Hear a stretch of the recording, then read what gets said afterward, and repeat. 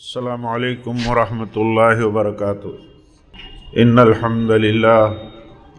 نحمده ونستعینه ونستغفره ونعوذ باللہ من شرور انفسنا ومن سیئات اعمالنا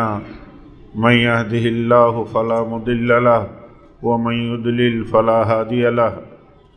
واشهد ان لا الہ الا اللہ وحدہ لا شریک له وأشهد أن محمدًا عبده ورسوله يا أيها الذين آمنوا اتقوا الله حق تقاته ولا تموتن إلا وأنتم مسلمون يا أيها الناس اتقوا ربكم الذي خلقكم من نفس واحدة وخلق منها زوجها وبث منهما رجالا كثيرا ونساء واتقوا الله الذي تساءلون به والأرحام ان اللہ کان علیکم رقیبا یا ایہا الذین آمنوا اتقوا اللہ وقولوا قولا سدیدا یصلح لکم اعمالکم ویغفر لکم ذنوبکم ومن یطع اللہ ورسولہ فقد فاز فوزا عظیما اما بعد فإن خیر الحدیث کتاب اللہ وخیر الہدی ہدی محمد صلی اللہ علیہ وسلم وشر الأمور محدثاتها وكل محدثة بدعة وكل بدعة ضلالة وكل ضلالة في النار أعوذ بالله من الشيطان الرجيم واعتصموا بحبل الله جميعا ولا تفرقوا دعوت حق کانفرنس کے معزز قابل قدر خطبہ کرام بالخصوص دعوت سلفیت کے شہسوار فضیلت الشیخ ظفر الحسن مدنی حفظہ اللہ اور جدہ سے تشریف لائے آج کے مہمان خطیب فضیلت الشیخ یاسر جابری حفظہ اللہ اور دیگر خطبہ کرام، اسی طرح ہم سب کے فاضل فضیلت الشیخ عبدالحکیم عبدالمحمود مدنی حفظہ اللہ اور دیگر علماء کرام و صحاب علم اور دعوت حق کانفرنس کے منتظمین یعنی جمعیت اہل حدیث دھراوی کی تمام یونٹوں کے اور مساجد کے ذمہ داران اور یہاں اسٹیج پر اور اس کانفرنس گاہ میں تشریف فرما عمائدین جماعت، بزرگوں، عزیز نوجوانوں، دینی اور اسلامی ماں اور بہنوں، مجھے آپ کے سامنے چند منٹوں کے لیے صدارتی خطاب کے حوالے سے چند باتیں کرنی ہیں۔ موضوع کانفرنس کے موضوع پر مستقل خطاب ہم آپ سنیں گے انشاءاللہ اپنے عظیم خطیب فضیلت الشیخ ظفر الحسن مدنی حفظہ اللہ سے، لیکن صدارتی کلمات میں آپ کے سامنے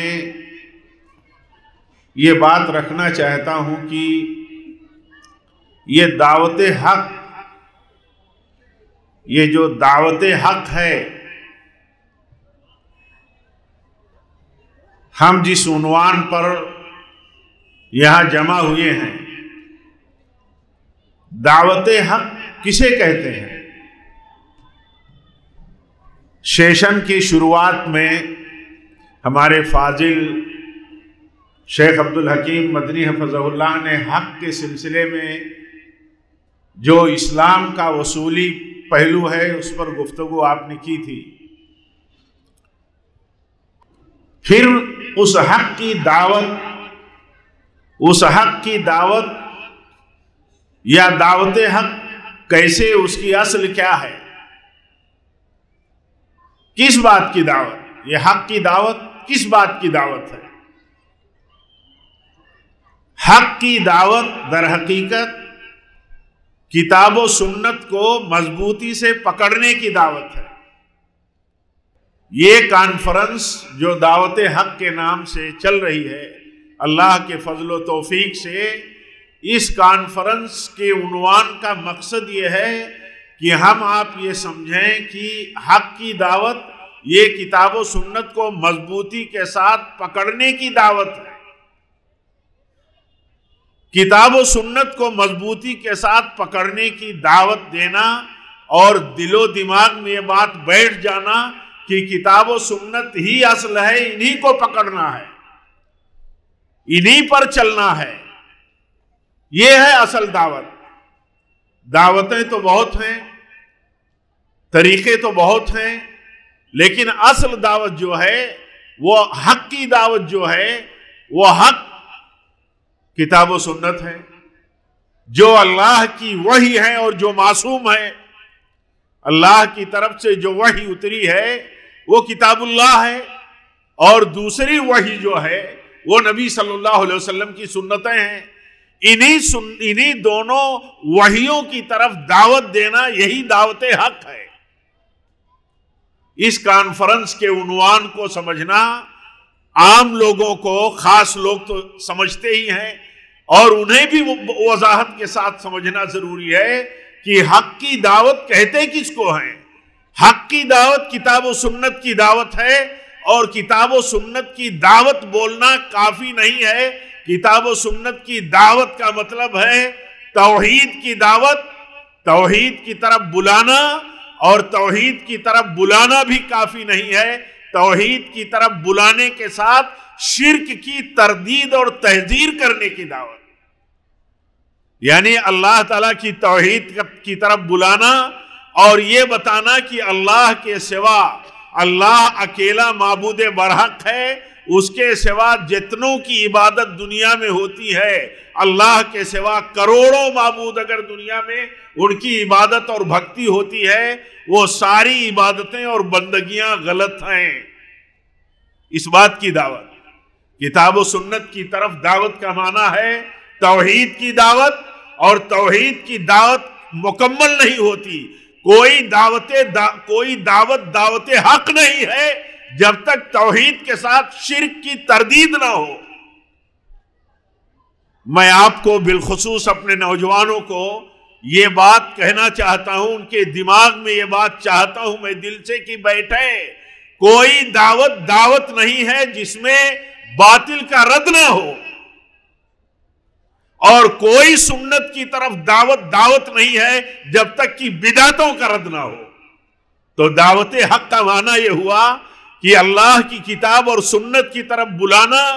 یہی عنوان ہے اس کانفرنس کا مرکزی، اور اس عنوان کے تحت جتنی باتیں ہوتی ہیں، حقیقت جتنے موضوعات پر باتیں ہوتی ہیں وہ دعوت ہی ہے، لیکن دعوت کی اصل جو ہے وہ یہ ہے کہ اللہ اور اس کے رسول کی کتاب، اللہ اور اس کے رسول کی طرف یعنی کتاب و سنت کی طرف بلانا، اور کتاب و سنت کی طرف بلانے کا سب سے اولین مرحلہ یہ ہے کہ توحید کی طرف بلایا جائے، اور توحید اس وقت تک توحید کی دعوت نہیں ہے جب تک کہ شرک کی تردید نہ ہو۔ اگر ہم یہ کہیں کہ عبادت کرو اللہ کی، اگر ہم یہ کہیں کہ عبادت کرو اللہ کی، تو اس کے ساتھ لازم ہے یہ کہنا کہ اللہ کے سوا جتنوں کی عبادت ہوتی ہے ان سے بچو، اور جہاں دعوت دل و دماغ پر سوار ہو لوگوں کے، عوام کے، بالخصوص نوجوانوں کے، اور یہ سمجھتے ہو کہ دعوت تو یہاں سے ہو رہی ہے، دعوت تو یہ ہے، تو ان کے لیے یہ بات کہنی ہے کہ وہ یہ دیکھیں کہ وہاں دعوت میں شرک کی تردید ہے کہ نہیں ہے۔ اور اس کو سمجھنے کے لیے صرف اتنی بات، آپ موٹی سی بات ذہن میں رکھیں کہ کیا مکہ کے مشرکین اللہ کی بندگی نہیں کرتے تھے؟ اللہ کی عبادت کرتے تھے۔ مکہ کے مشرکین بھی اللہ کی عبادت کرتے تھے، ان کی عبادت معتبر نہیں تھی، بلکہ رد کر دیا اللہ تعالیٰ نے کہ تم اللہ کی عبادت نہیں کرتے، جبکہ وہ کرتے تھے، اس لیے رد کر دیا کہ اللہ کی عبادت کے ساتھ وہ شرک کرتے تھے۔ ان کا انکار نہیں تھا کہ اللہ کی عبادت نہ کی جائے، उनका इनकार इस बात से था कि सिर्फ अल्लाह की इबादत ना की जाए। तो दावत अल्लाह की इबादत के साथ खालिस अल्लाह की इबादत की जाएगी, और अल्लाह के साथ जितनों की इबादत होती है उन इबादतों की उस तागूत की तरदीद की जाएगी। तब जाकर के दावत हक बनेगा। दावत उस वक्त तक दावत हक नहीं है जब तक कि तौहीद के साथ तौहीद की तरफ बुलाया जाए, शिर्क से रोका जाए। और ऐसे ही नबी की सुन्नत की तरफ दावत, हर आदमी तो सुन्नत की बात करता है, सुन्नत का दीवाना है, सुन्नत का चहेता है, सुन्नत का लालची है, लेकिन आप ये बताओ कि वो बिदात की भी बात करता है? आप बताओ क्या वो जो सुन्नत की बात करता है, मालाएं जपता है, आप देखो क्या वो बिदात की भी बात करता है? बिदात की बात तो नहीं करता, वो बिदात की बात नहीं करता। लेकिन दावत हक उस वक्त तक दावत हक नहीं है जिस दावत में सुन्नत की तरफ बुलाने के साथ साथ बिदात की तरदीद न की जाती हो। इसीलिए हमारे उलमा कहते हैं पूरा दीन जो है उसकी असल जहां हक की तरफ बुलाना है, उसी में एक पहलू यह है कि बातिल का रद्द करना है, बातिल का रद्द। और रूए जमीन में दावत हक दावत सलफियत ही है, सलफी दावत ही दावत हक है, क्योंकि इसी दावत में यही हक की दावत होती है और बातिल की तरदीद होती है। हक की दावत पर आप बात सुनेंगे, मैं मसले को थोड़ा सा वाज़ेह करना चाहता था कि बात हर आदमी के जहन में बैठे कि दावत किसको कहते हैं,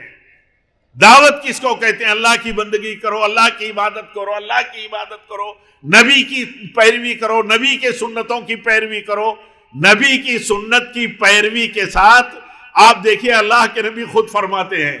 आप फरमाते हैं अपने उस मशहूर खुतबे में जिसे आप हमेशा पढ़ते थे, आप फरमाते हैं सबसे बेहतर किताब अल्लाह की किताब है, सबसे बेहतर तरीका मेरा तरीका है।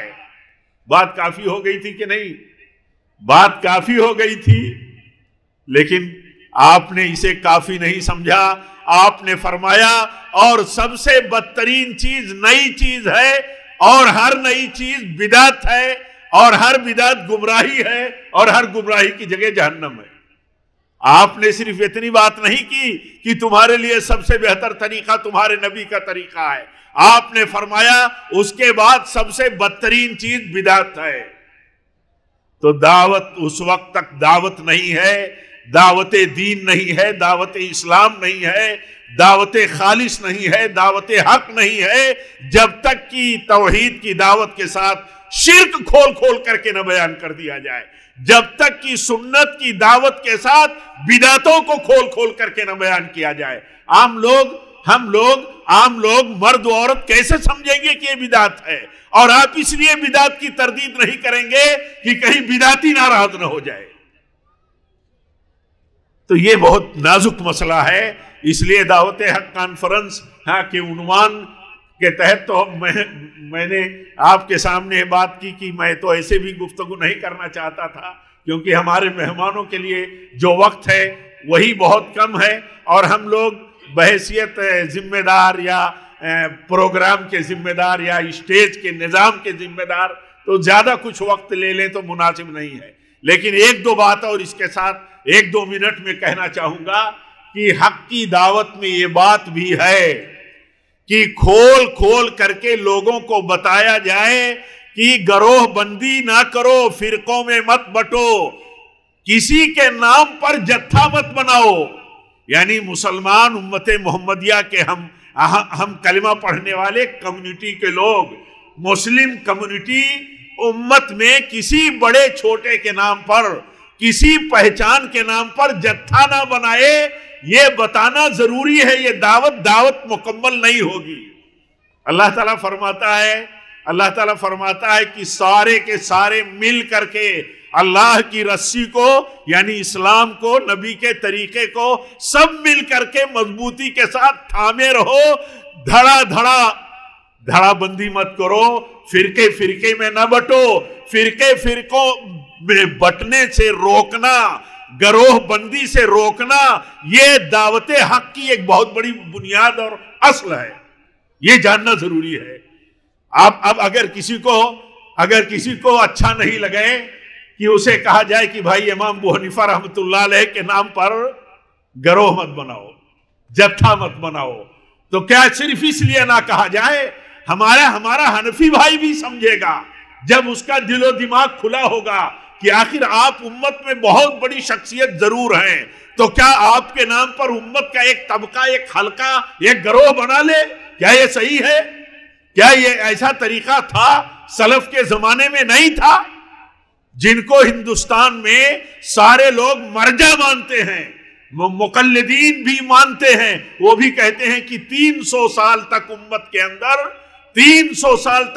کے اندر کسی شخصیت کی تقلید پر لوگ جمع نہیں تھے۔ تو دعوت حق میں ایک بنیادی چیز یہ ہے کہ اپنے بھائیوں کو سمجھایا جائے کہ دیکھو، کسی کے نام پر جتھا بنانا اور جماعت بنانا، گروہ بندی کرنا کسی بھی پہچان سے یہ خطرناک چیز ہے۔ ایسے دعوت حق کا ایک بنیادی مسئلہ ہے۔ ابھی ہمارے شیخ یاسر جابری حفظہ اللہ بھی اپنے موضوع کے کسی پہلو پر بیان کر رہے تھے، تو دعوت حق میں یہ بھی ایک اہم پہلو ہے، ایک بنیاد، کہ لوگوں کو جب دعوت دین دی جائے تو لوگوں کو کہا جائے کہ اپنے علماء سے رشتہ بہت مضبوط رکھو، بہت مضبوط۔ اگر تم اپنے علماء سے رشتہ مضبوط نہیں رکھو گے تو گویا کہ تم اللہ کے دین سے رشتے میں کمزور ہو، کیونکہ جس دین کے وارث، انبیاء کے علم کے وارث علماء ہیں، ان سے اگر ہمارا رشتہ کمزور رہا تو ہم کمزور ہو جائیں گے۔ اور اسی لیے جو لوگ علماء کے خلاف بولتے ہیں علی الاطلاق، ان کے بارے میں چوکنا رہو کہ عوام کو، نوجوانوں کو علماء سے دور رکھنے کی کہیں دانستہ نادانستہ سازش کے شکار ہیں یا اس خطرے اور فتنے میں پڑے ہوئے ہیں۔ تو دعوت اس وقت تک بھی دعوت حق نہیں ہوگی جب تک اس دعوت میں عام لوگوں کو، مسلمانوں کو، نوجوانوں کو، بزرگوں کو، چھوٹے بڑوں کو، چھوٹے علماء کو اپنے بڑے علماء سے جڑنے کی دعوت نہ دی جائے، اور صرف جڑنا نہیں، بہت مضبوطی کے ساتھ جڑنے کی دعوت دینا ضروری ہے۔ بہت ساری باتیں ہو سکتی ہیں، بہت سے نکات ہو سکتے ہیں، لیکن میں زیادتی کی طرف جا رہا ہوں اپنے مہمان کے حق میں، اس لیے معذرت کے ساتھ اسی پر اپنی بات ختم کرتا ہوں، اس دعا کے ساتھ کہ رب العالمین اس کانفرنس کو، اس دعوت حق کانفرنس کو ہم سب کے لیے باعث سعادت و مغفرت بنائے، اور جتنے ہماری جمعیت کی یونٹیں دھراوی کی اور اس کی مساجد کے ذمہ داران اور جو بھی ہمارے اکابرین اور معاونین ہیں، اور آپ ہم جتنے حاضرین ہیں، اللہ تعالی ہم سب کی حاضری، سب کی کوششوں، سب کی محنتوں کو اللہ تعالی قبول فرمائے۔ ربنا تقبل منا انک انت السمیع العلیم، وآخر دعوانا الحمد للہ رب العالمین، والسلام علیکم ورحمۃ اللہ وبرکاتہ۔